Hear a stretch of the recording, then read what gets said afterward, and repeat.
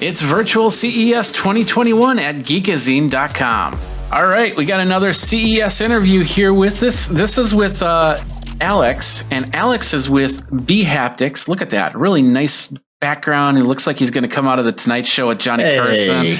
Why don't you tell us some of the stuff you got here? I don't remember how Johnny Carson went. Oh my goodness. Anyway, so bHaptics, it is a haptic suit. So tell us a little bit about the company and the product. And Check it out, yeah, y'all. you can definitely wear it too. Yeah. Boom. There it is. This is the bHaptics Tac Suit x40. We are super, super excited to be showing this thing off at CES 2021 this year, especially because we have the honor of being nominated for the Innovation Award at CES this year. So very, very excited about this. This is Congratulations, by the way. Thank you so much. Yeah, we're stoked about it. This is the first truly consumer available wearable haptic device that's been designed for VR and more. And the response has been awesome. You know, with these, we had a pre-order start in December or maybe late November, and we shipped just after the new year. And it's been very, very exciting. A lot of excitement in our community right now.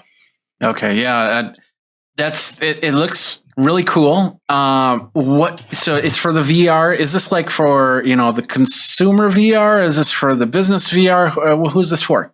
So right now, the focus is on consumer. You know, when bHaptics was founded in 2015, the focus there, as well for pretty much everybody in the VR industry, was for the B2B and business side of things. Trying to set up location-based experiences with full haptic setups and things like that. But especially as a result of the most recent developments in the world with the pandemic and things like that, the shift really has switched over to consumer, especially from all of the feedback that has been given to bHaptics over the years, because at the end of the day, it's the consumers that truly love this stuff. You know, it's the people who are passionate about gaming and people who are passionate about their immersive experiences that see what we're doing and get excited. So lately, the focus has shifted over to the consumer side of things, whereas before we were focused on partnering with the location-based experiences, hardware and software side. Now we are talking to VR developers and other game developers about implementing and incorporating and embedding bHaptics into their titles. Okay, perfect. Now, this is not, first of all, I want to get this out of the way. This is not any type of protective gear other than for gaming, unless you got rated for something. Yeah, I certainly feel like it would definitely give you some kind of confidence that maybe you didn't have in a situation like that if you're to strap it on, just because it looks awesome and you kind of feel like you're a superhero when you wear it. But yeah, it's not bulletproof, so don't get crazy out there, folks. Okay.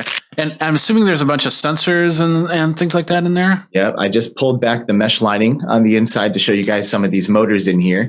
The X40 has 40 of these tactile ERM motors lined inside of it. And we also have another model called the X16, which is our more budget option. This one comes in at $299, whereas the X40 comes in at $499.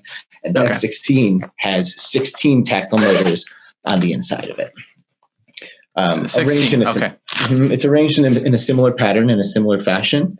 So it's just a little bit less fleshed out than the 40 motors would give you. Okay. It also kind of looks like my my life vest for my kayaking, but it's probably not. Is it waterproof? Is it weatherproof at all, or no?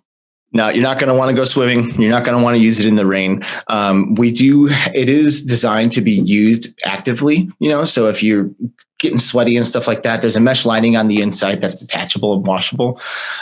So if it does get a little bit wet from you going hard, it's going hard in the paint with this thing on. Yeah. It washes, that's where I was going with that was not go diving in it, but definitely if you get a couple hours worth of work in there, you might want to let it air out a little bit and wash it every now and then so it doesn't get funky.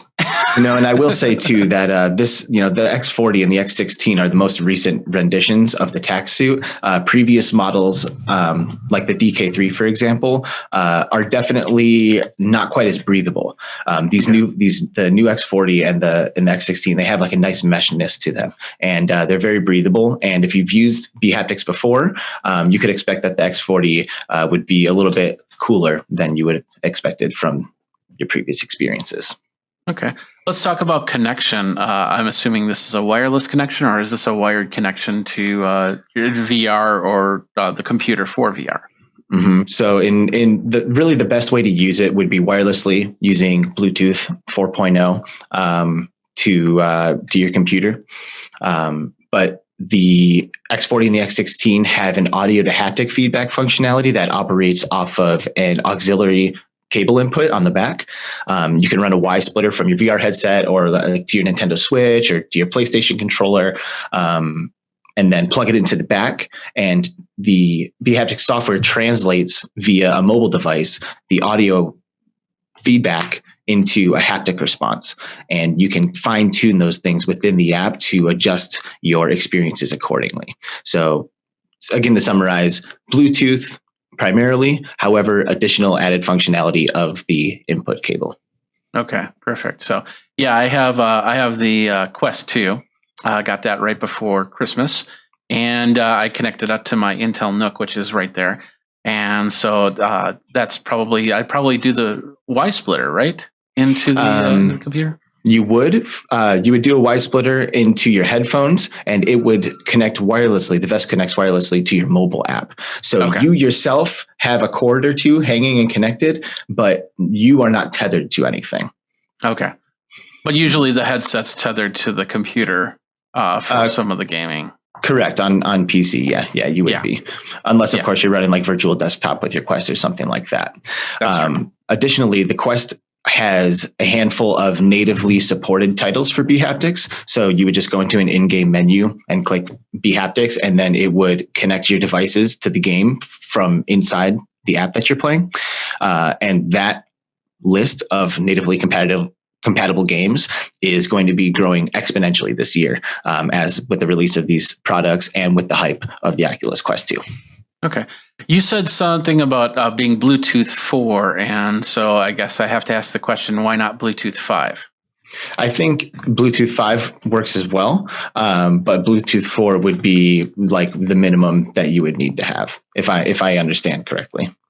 Yeah, but your vests are Bluetooth 4 connected. I believe so, yeah. Okay. Okay, so we got that. Are there any headsets?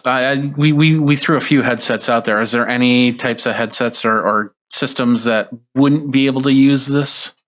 There is a way to use it with pretty much all media. With the audio to haptic feedback functionality, being able to plug it in, you could plug it into your MP3 player. You could watch movies with it or listen to music with it. Any consoles that you like that have the ability to plug in. So the functionality is pretty widespread, and we're actually going to be turning our focus into some of those additional sectors of entertainment this year. Like I said, we've really been focused in virtual reality primarily, but this year we're going to be trying to explore some of the other options and make it available for more people, not just VR gamers. That being said, VR gamers really do stand to gain the most from bHaptics, primarily through the use of the directional input.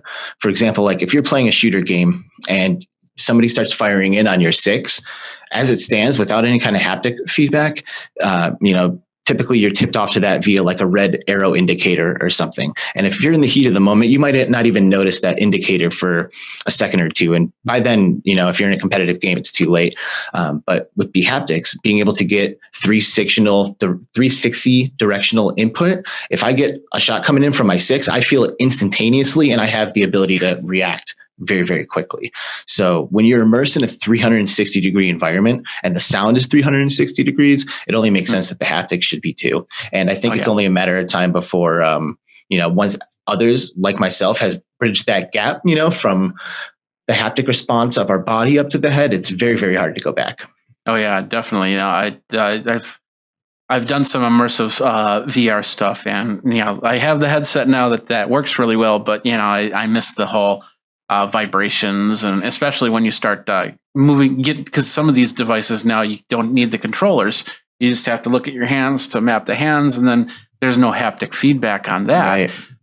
And that. But what was more interesting was you're talking about the movies, and last year we experienced for the first time a 4D movie environment. Now, something like this vest would not be able to do like mist and wind and things like that, but it definitely would do some sort of haptic feedback for if you're like in a train or a car or something like that and moving around. You said you're actively working on that, but more to the point, is there anything that I can get now to kind of utilize that for watching a movie on, let's say, VR?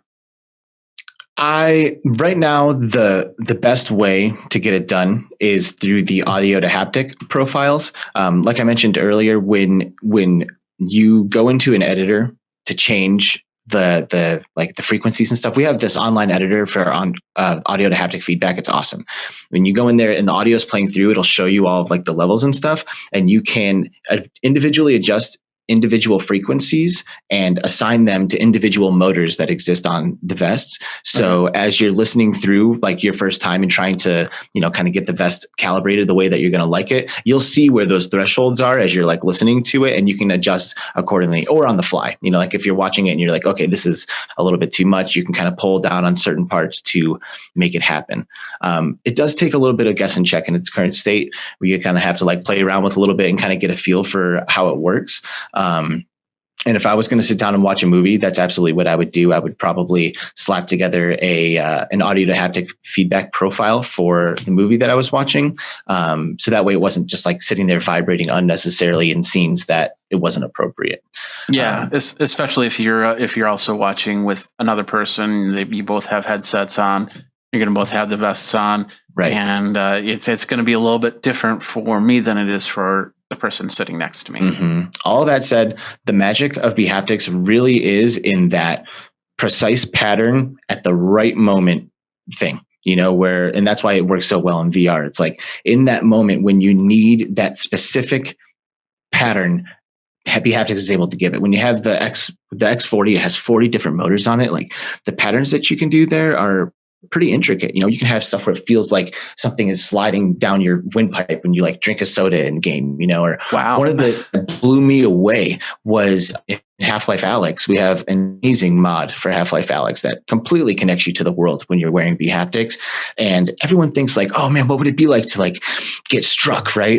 Have somebody, throw a grenade at me when I'm wearing that. But the thing that took me off guard more than anything was dropping an item in my backpack. Like when I grabbed an item and I dropped it over my shoulder, I like felt it clunk down through a bag and like land on the bottom. And I was like, wow. It like blew my mind, that's like a simple haptic response that, maybe you wouldn't think of right away, but when you add it to your immersive experience, it completes it. It was dropping an item in my bag. That's my favorite haptic response. I know it's funny, but I love it. So now I need to figure out how to get the wires from the ceiling so I stay in one place, like in Ready Player One, so I don't go punching tables or walls or anything like that. Getting out of that's too much. But let's talk a little. Let's go back to the vest here. So you did say the two prices of the two. The one started at $299. What was that? $299 is for the X40 here, and then our friend, or that's the X16 there for $299, and then the X40 here is $499. Okay, so Batman or Robin, $299 or $499. I got that. That's perfect. That's perfect. Yeah, and they're out now. Yes, they are out now. You can go to bhaptics.com/shop if you are interested in picking up one for yourself. We are currently back ordered into February. So the sooner that, if you're interested, the sooner you get an order in, the sooner that you can make sure that you can get one at the earliest next month. Okay. As Johnny Carson would say, that's some wild and wacky stuff.